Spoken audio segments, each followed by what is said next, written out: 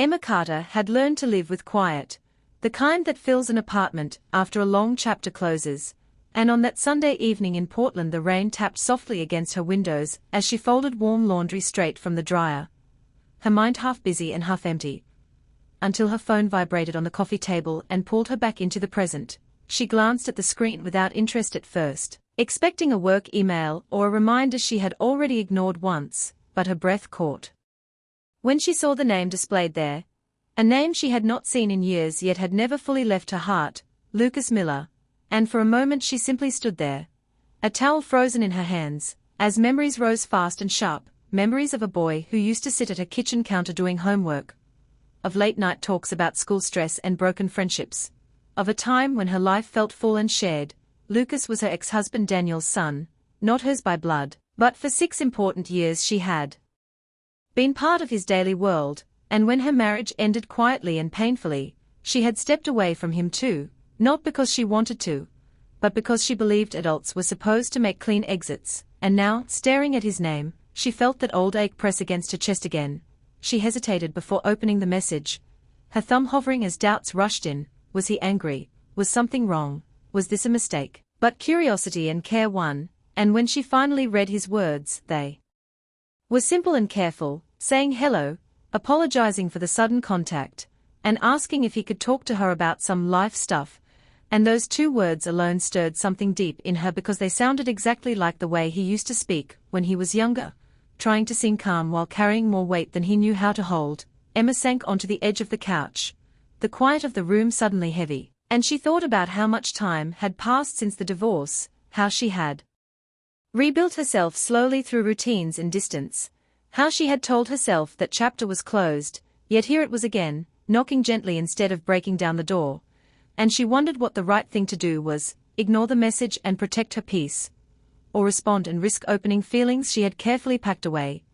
But when she imagined Lucas alone with his questions, she knew she could not turn away. Because caring had never been something she could switch off, she typed a short reply with steady fingers, telling him he was not bothering her, and that she was listening, and as soon as she sent it, she felt a mix of relief and fear settle inside her, because some choices, even small ones, carry quiet power. Minutes passed before her phone buzzed again, and this time Lucas wrote more,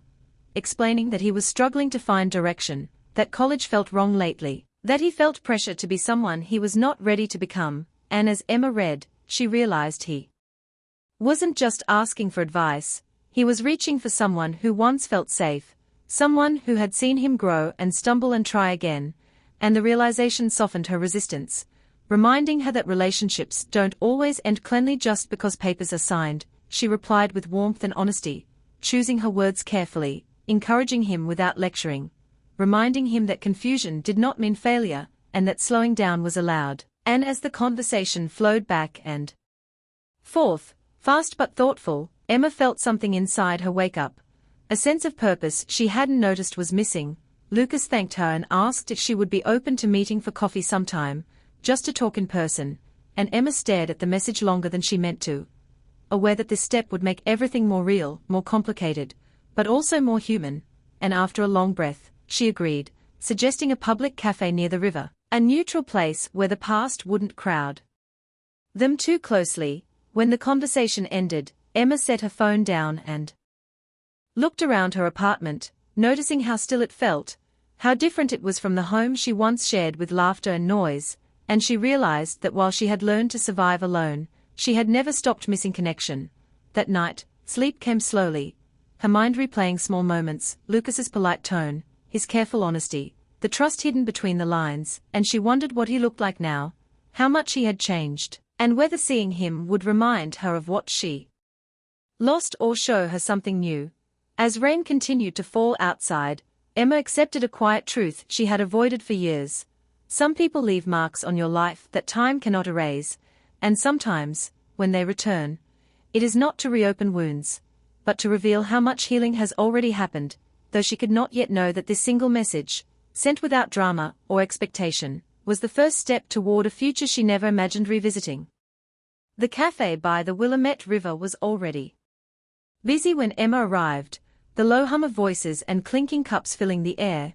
and she chose a small table near the window where grey daylight softened everything, hoping the familiar setting would steady her nerves, because despite telling herself this was just a simple meeting, her heart beat faster with every passing minute. She wrapped her hands around a warm mug and tried not to overthink, reminding herself she was here to listen, nothing more. Yet when the door opened and Lucas stepped inside, time seemed to shift, and she watched him pause, scan the room, and then notice her, his face breaking into a polite, but uncertain smile that carried both confidence and hesitation. And in that moment she felt the strange shock of seeing someone you once knew as a child now standing firmly in adulthood. Lucas walked over, taller than she remembered, broader in build, dressed neatly but simply, and as he greeted her, his voice steady but softer than expected, Emma sensed how much effort it took for him to seem composed, and once they sat down, conversation began quickly, almost urgently, as if silence itself felt risky. He thanked her again for meeting him and admitted he had gone back and forth for weeks before sending that message, unsure if it was fair to pull her back into his life, and Emma responded with calm reassurance, telling him that some connections do not disappear just because time passes, which seemed to ease him enough to open up further. Lucas spoke about college feeling empty, about choosing a major that looked good on paper, but left him restless, about watching his friends move forward with confidence while he felt stuck in place, and as he talked, his words came fast, as if once started he feared stopping, and Emma listened carefully, noticing the same thoughtful nature she remembered, the same habit of looking down when something felt too personal. She offered simple advice, not pushing solutions, but helping him untangle his thoughts, reminding him that life was not a race and that doubt often meant growth, and Lucas nodded often, absorbing her words like water after a long drought. The conversation shifted naturally to family, and when Lucas mentioned his mother, Claire, his tone grew cautious, explaining how things at home felt strained lately, how emotions were often unspoken, and Emma felt a familiar sadness surface, though she kept her expression gentle, knowing this was not the place for old wounds. When Daniel's name came up, Lucas spoke with respect but distance, saying his father was present but hard to read, and Emma understood that too well, recognizing patterns that once shaped her own choices. As they talked, Emma realized how easily their dynamic returned, not as parent and child, but as two people sharing trust, and while she stayed aware of boundaries, she could not ignore the warmth that settled between them. A reminder of how deeply she had once belonged to this family. Lucas admitted that part of why he reached out was because Emma had always made him feel heard, and hearing that tightened her chest in a way she did not expect, because it confirmed that her absence had left a quiet gap she never acknowledged. The cafe grew louder as lunchtime approached, but their table felt separate, suspended in honest conversation. And when Lucas finally paused, he looked at her with gratitude and said he already felt lighter just saying these things out loud, which made Emma smile, realizing how little it sometimes takes to make someone feel less alone. As they stood to leave, Lucas hesitated, his hand resting on the back of his chair, and confessed that seeing her again stirred memories he did not know what to do with, not romantic ones, but emotional ones tied to safety and guidance, and Emma appreciated his clarity, responding with kindness and honesty, assuring him that those feelings were natural and did not need to be rushed or defined. They stepped outside together, the river moving steadily beside them, and Lucas thanked her once more, asking if it would be okay to check in again sometime, and Emma agreed, knowing that while this reconnect was unexpected, it did not feel wrong. As they parted ways, Emma walked slowly toward her car, her thoughts racing but focused, aware that this meeting had shifted something inside her, not by reopening old pain, but by reminding her that her past still held meaning beyond loss. Driving home, she reflected on how much Lucas had grown and how much she had changed too, realizing that life rarely gives clean endings, only pauses that later reveal their purpose. And though she did not yet know where this renewed connection would lead, she sensed that this chapter was not about returning to what once was, but about understanding what remained. And as the city passed by in blurred motion, Emma felt both cautious and hopeful, aware that the advice Lucas sought had quietly drawn her back into a story she thought had already been told, one now unfolding in a new and uncertain way. The days after the cafe meeting moved quickly, and Emma noticed how small moments began to shift her routine, because Lucas sent brief messages now and then, never demanding, just sharing updates about classes he was reconsidering, or a conversation he finally had with an advisor. And each message carried a quiet gratitude that made Emma feel useful in a way she had not felt in years. She replied thoughtfully, but briefly, careful not to blur lines. Yet she could not deny that these exchanges brought warmth back into her evenings, replacing the empty silence with a sense of purpose, and as weeks passed, she realized that the past was no longer pressing on her like a weight, but unfolding gently, allowing her to look at it without fear. One evening, Lucas called unexpectedly, his voice steady but serious, and told her he thought she should know that his mother, Claire, had been asking about her, which made Emma pause mid-step in her kitchen, surprised by how hearing that name still stirred emotion, because Claire had once been her closest ally before distance and misunderstandings pulled them apart, and Emma had always believed that silence was the only way forward. Lucas explained that Claire had been reflecting on old times and regretted how things ended, saying she never truly said goodbye, and Emma listened quietly, realizing that the past she had buried was now resurfacing not with anger, but with unfinished honesty. That night, sleep escaped her as memories returned in sharp flashes, not of arguments, but of laughter, shared holidays, and the quiet trust that once existed between two women who loved the same family in different ways. And Emma wondered if facing Claire again would heal old wounds or reopen them. Days later, fate answered that question when Emma ran into Claire at a small bookstore downtown, both of them freezing in surprise before offering polite smiles that slowly softened into something real. And though the moment felt fragile, neither walked away. They talked at first about simple things, work, the weather, the city changing, but soon the conversation deepened, and Claire admitted she had often wondered if Emma hated her after the divorce, while Emma confessed she thought the same, and the honesty felt freeing, like setting down something heavy they had both carried too long. They found seats near a window, surrounded by quiet shelves, and spoke openly for the first time in years, acknowledging mistakes without blame, recognizing how fear and loyalty had shaped their silence, and while sadness lingered, it no longer felt sharp, because understanding had taken its place. Claire thanked Emma for being there for Lucas when he needed guidance, saying it meant more than she could explain, and Emma felt a deep sense of peace, realizing that her care had never been wasted or forgotten. As they parted, there was no promise to rebuild what once was, only mutual respect and closure, which felt enough. Walking home, Emma reflected on how one message from Lucas had quietly untangled years of unresolved emotion, and she recognized that her role in his life was changing, not returning to the past, but transforming into something healthier and clearer. Lucas continued to grow more confident, sharing how he decided to take a semester break to reassess his goals, and Emma encouraged him to trust his instincts, proud of his courage without needing to claim credit. She also noticed changes in herself, how she began reaching out to friends again, accepting invitations she once declined, and allowing herself to imagine a future that did not revolve around what she lost.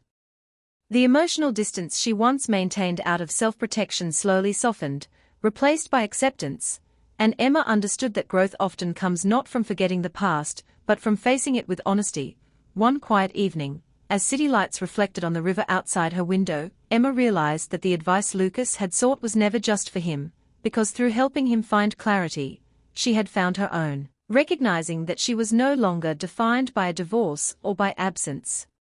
but by the steady strength she had built over time. She felt gratitude for the unexpected reconnect, not because it promised something new or romantic, but because it gave her closure, understanding, and the confidence to move forward without regret. And as she closed her curtains and prepared for rest, Emma sensed that this chapter, though born from the past, was guiding her toward a future shaped by wisdom rather than pain, leaving her calm, grounded, and quietly hopeful for what came next. The final shift came quietly, the way real change often does, when Emma received a short message from Lucas one calm morning thanking her for listening and telling her he had decided to take a different path, one that felt right instead of impressive. And as she read his words, she felt a deep sense of closure settle in her chest because she could hear confidence in his tone where doubt once lived. Their contact became lighter after that, respectful and warm, no longer driven by confusion, but by growth, and Emma understood that her role had been fulfilled without needing to linger. Around the same time, her life began to open in small, but meaningful ways, as she accepted a dinner invitation from co-workers, reconnected with an old friend who had moved back to the city, and returned to long walks along the river that reminded her she still belonged to the world beyond her past. One evening, while attending a local community event, Emma met Andrew, a thoughtful man with kind eyes and a steady presence, and their conversation flowed easily, not rushed or loaded with expectation, but grounded in shared laughter and honest curiosity, and for the first time in years, Emma noticed herself leaning into the moment instead of guarding against it. As days passed, she reflected on how much she had changed, realizing she no longer felt defined by her divorce, or by what she lost, but by what she had learned, and that understanding gave her confidence instead of fear. Lucas sent one final message before moving to another city for a fresh start, expressing gratitude and saying she had helped him believe in himself again, and Emma replied with encouragement and pride, knowing their connection would remain meaningful without needing constant presence. She also ran into Claire once more by chance, and their exchange was brief but kind, a silent agreement that peace had replaced old tension. And that was enough. Standing by the river one quiet night, watching lights ripple across the water, Emma thought about how unexpected the journey had been, how one simple request for advice had reopened old doors only to gently close them with understanding, leaving space for something new. She realized that love does not always mean holding on, and closure does not always come with dramatic endings, but sometimes with quiet acceptance and renewed purpose. As she walked home under a clear sky, Emma felt steady and hopeful, aware that her future was no longer tied to regret, but shaped by growth, connection, and the courage to move forward. And while she never expected that a message from her ex's son would change her path, she now understood that life often brings lessons through unexpected voices, guiding us not back to who we were, but forward to who we are meant to become.